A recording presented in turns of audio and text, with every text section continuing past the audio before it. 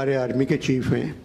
जिस दिन ये हुए उस दिन मैं बहुत खुश हुआ कि एक इस्लामी मुल्क में एक हाफिज़ कुरान आर्मी का चीफ हुआ है। मगर उनको मैंने ISPR के थ्रू एक मैसेज भेजा कि बहुत अच्छी बात है आप हाफिज़ कुरान हैं।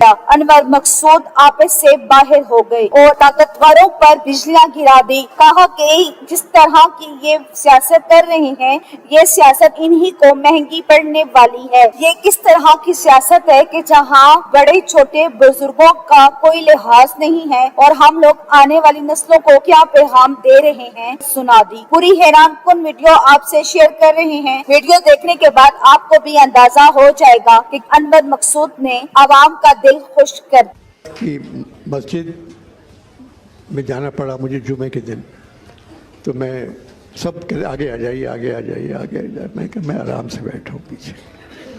आगे बिठाया मुझे, तो वहाँ कुछ फौज के लोग भी बैठे हुए थे।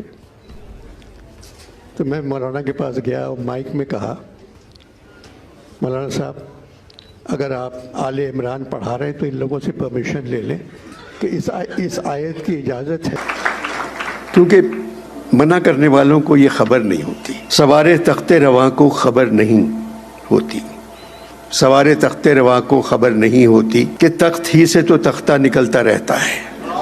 परचम की बात कर रहे हैं, मरियम के अब्बा का परचम, कासिम के अब्बा का परचम, बिलावल के अब्बा का परचम। MQM के बारे में कुछ नहीं कहा। वो तो हर सियासी परचम का साया ढूंढते फिरते हैं।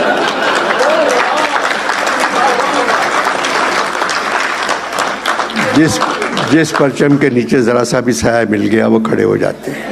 जब ये लोग हर तरफ से जलील होने के नारे लगा दिए। तो दोस्तों आप सब इन सब के बारे में क्या कहेंगे? अपनी कीमती राय का इजहार कमेंट सेक्शन में करें। वीडियो पसंद है तो लाइक करें और चैनल को सब्सक्राइब कर लें ताकि इस तरह की नई लेटेस्ट अपडेट आपको बआसानी आ सके। Thanks for watching.